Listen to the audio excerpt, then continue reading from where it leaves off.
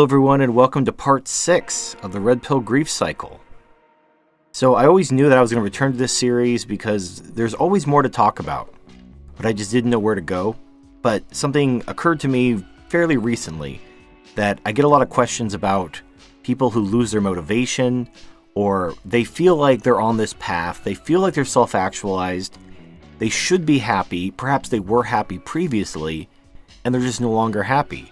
They're no longer motivated.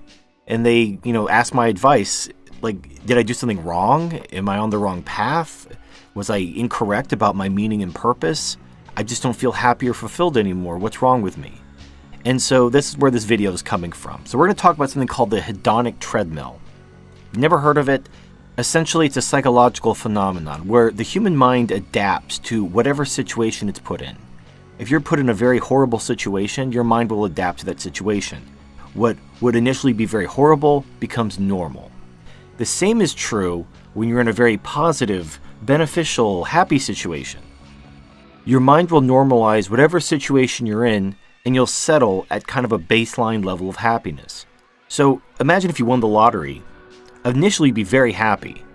But let's say you won so much money that you'd never have to work again, and you've put stuff in investments, and you've traveled the world, and you've bought all this expensive stuff, and you're living in a big house, and you have everything you ever want. Eventually, you'd stop being happy. You'd return to that level of happiness that you had before you were rich. All the stuff you acquired, all the experiences you've had wouldn't change who you were. And eventually, being rich would become your new normal. And then, if you were an unhappy person before, you'd be unhappy again. And if you were a happy person before, you'd be happy again. But the stuff, the momentary happiness that acquiring a bunch of stuff gives you is ultimately meaningless. Ultimately, we need to have a meaning and a purpose which carries us through and gives us something beyond emotional happiness. Living for emotional happiness is like living your life trying to chase women. There's a saying, and I'm not sure if it's a common saying, but basically, if you prioritize money over women, if you focus on making money instead of chasing pussy, you will have plenty of both, because women are attracted to guys with money. However, if you chase women, rather than saving, investing, and building wealth, you're going to have neither women nor money. So it's one of these weird kind of things where if you understand how things work, it makes sense, but on the surface, it almost seems like a paradox. You would think that whatever you prioritize, you should acquire. But in truth, just like, how chasing pussy can lead to neither and chasing money will lead to both, chasing happiness leads to neither meaning, purpose, or happiness. You'll find that your life will be hedonistic and unfulfilling and miserable. But if you chase after meaning and purpose, you'll find happiness. It's just one of those paradoxical things.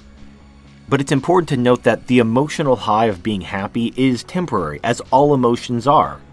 Think about a relationship. When you first start that relationship, you're super lovey-dovey in love, you're having sex all the time, it's just great. After a couple months, maybe a year if you're lucky, those feelings start to fade. They start to be replaced with a more normal mindset. In the Greek language, they have different words for love. This is where the eros kind of love, the romantic, passionate kind of love, gets replaced with a philia or even a pragma kind of love. There's nothing wrong with that. And in fact, this is where, long-term stable relationships are born. You don't have a long-term stable relationship based entirely off of sexual passion. You have a long-term stable relationship based on mutual benefit, a feeling of belonging, family, and so forth. In the very same way, the emotional highs of happiness are temporary, just like eros, that passionate, sexual kind of love between men and women. What you want is meaning and purpose to give your life stability. But that also means that there will be times where the emotional high of happiness will ebb and flow. So here are some techniques that you might want to think about if you're in kind of a rut. But the most important thing I want to communicate is it's okay to not always be happy. You could be living the best life you've ever lived. You may be fulfilling the meaning and purpose that you've sought for, and there's nothing wrong in your life, and for whatever reason, you're just not particularly happy that day, and there's nothing wrong with that. So don't always worry about the emotional high of feeling happy 24/7. That's not going to happen. It's not realistic. The human mind adapts to whatever it's experiencing and normalizes it. Even the most amazing experiences can become mundane if you experience them every day. It's just the human brain normalizing its experiences. But here are some techniques that may help you kind of either step off the hedonic treadmill or simply cope with it and maybe find a sliver of happiness and get out of a rut if you're in one. But ultimately, I think the actual cure for the hedonic treadmill is simply to accept that it's okay not to be happy all the time, to continue to live the best life and, savor the little moments. But here are some techniques. Number one, plan for simple pleasures throughout your day. So whatever you enjoy doing, taking a hot shower just to feel clean, working out, listening to good music, hanging out with friends, simple everyday things, make sure that you prioritize those things. Don't necessarily live for them, but be mindful of them, schedule them, prioritize them. Number two, rotate around what you find pleasurable and what gives you happiness. Maybe you're simply burnt out on something that you've done too much, which gave you a lot of happiness initially, but now you're just kind of sick of it. You may notice I do this a lot on my own channel. I'll make a certain kind of video or a certain thing, and then I'll just stop, and then I'll come back to it later. Because I get bored doing the same thing all the time, and I love what I do. I absolutely love what I do. If you enjoy and get pleasure from many things, it's okay to mix things up once in a while. If you only have one or two things that give you pleasure, try to find more things, and then you won't get burned out. You'll be able to take a break from these one or two things that perhaps give you the most pleasure, just to give them a rest, and then, go do something else for a while, and then when you come back to them, you'll enjoy them again. So just keep your things kind of rotating, keep things fresh, and don't get burned out. Number three, make time for yourself to do something fun. It sounds obvious, but if you're not having fun, even if you have a very meaningful job that you enjoy, I love my job. I love making content and hanging out with people and talking to them and helping them. But sometimes you just got to do something for yourself. You just got to unplug from everything, turn off your smartphone, log off your computer and go do something by yourself that you enjoy. Even though you also enjoy your job, you also enjoy doing other things, you just need to get away from it all. I've seen a lot of YouTubers who basically quit YouTube for a couple weeks, a couple months, or maybe a couple years. And it's because they didn't take time for themselves while they were making content. Instead of waiting until you're completely burnt out and you got to completely walk away from it, maybe one day a week, just walk away from it and do something simple for a couple hours that you enjoy by yourself, for yourself. If you do something all the time, no matter how much you love it, it's going to burn you out. So just walk away. Find something to do. Unplug, unwind, relax. Another thing that might help you is to make time for others. Sometimes we get so tunnel visioned in our own lives, focused on our own dreams and our own goals, that it almost becomes a form of burnout in and of itself. And so the best way to get away from it isn't to get away from one or two activities, but to get away from ourselves. So maybe focusing on someone else, trying to help them, reaching out, helping them with their meaning and purpose, whatever's, hurting them or whatever is bothering them, help them on their journey. Don't even think about yourself. Put yourself aside for just a minute, focus on them. And that, just like letting your hobbies take a breather for a while, maybe letting your journey take a breather for a while is exactly what you need. Focus on someone else's journey. Help them along. Show that you care about them.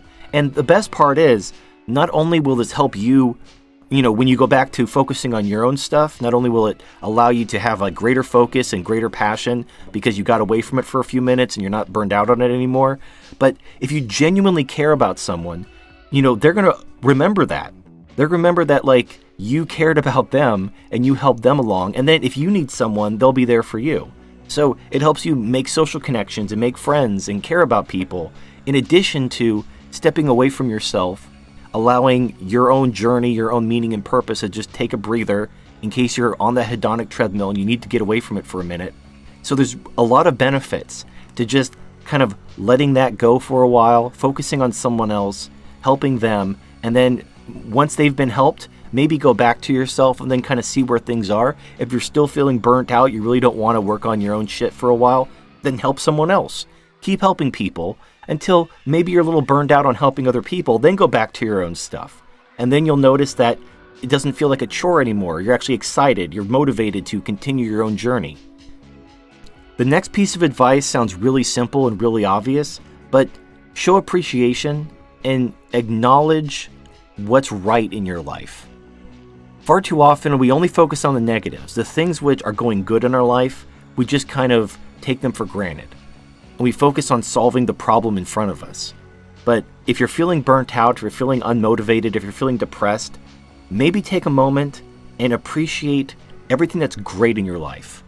Everything you appreciate. And make a list. Write it down. If there's someone in your life you appreciate, make sure they know that they're appreciated. If there's, if you really love your job, tell your boss or whatever. If you're self-employed, I don't know, give yourself a pat on the back. Show appreciation for what you have, and you'll just feel better.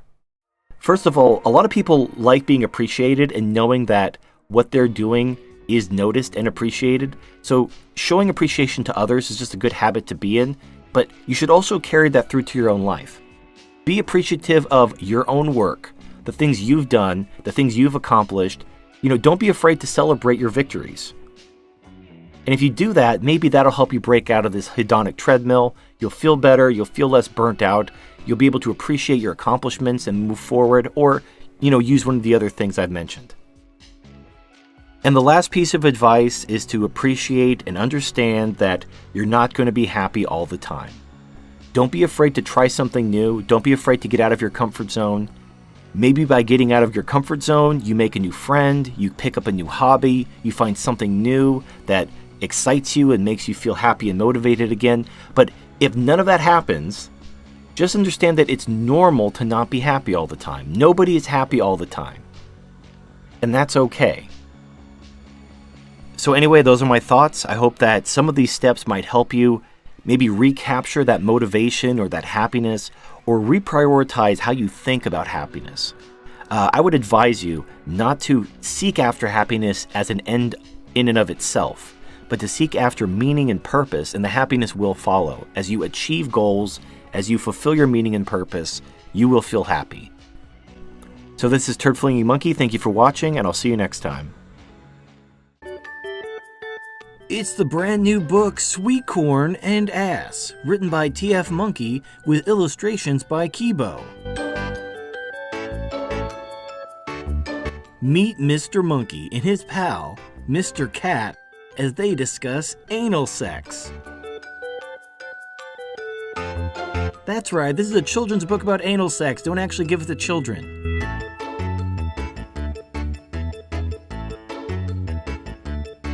It's Sweet Corn and Ass.